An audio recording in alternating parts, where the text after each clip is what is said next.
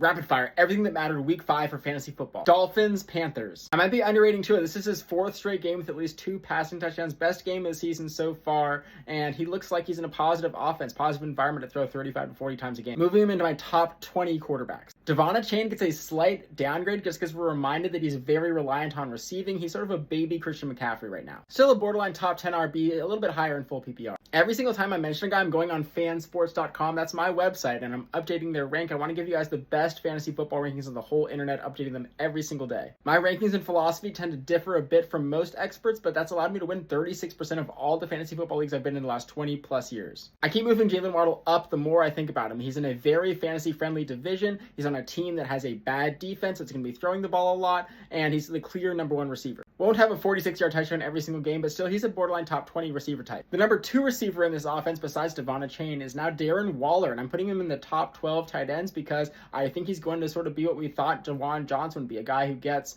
8 to 10 targets in a lot of games. I'm officially done with Bryce Young after this game. It wasn't the worst game he's had all year, but only 3 rush attempts for 1 yard. He's clearly not a rushing threat. The 6 TDs last year were probably the high ceiling of what he can do as a rusher. Great matchup next week against Dallas, but still he can stay on your bench unless you're in a 2 QB league. It's time to talk about Rico Dowdle. It is time to talk about Rico Dowdle. The Panthers have looked awful. Their press has been atrocious. The longtime Panthers podcast just quit because it was so depressing, and Dowdle brought something different to this team. I think that this downgrades Chuba Hubbard and upgrades him big time. To put it in perspective, though, the Dolphins are a very bad defense, and Dowdle was very uninspiring in all the other games, getting like 3 yards per carry. I'm putting Hubbard 1 spot below Dowdle now on my rankings. I think that they're going to probably wait and let him heal a little bit from this injury. Also puts into perspective some comments from the Panthers coaching staff about how they want to give other RBs looks to see what they had. Clearly, this is what they had. Ted McMillan has not had that signature game yet, but he's been solid every single week. Expect him to keep getting better as the season goes on. I have him as a top 12 wide receiver just because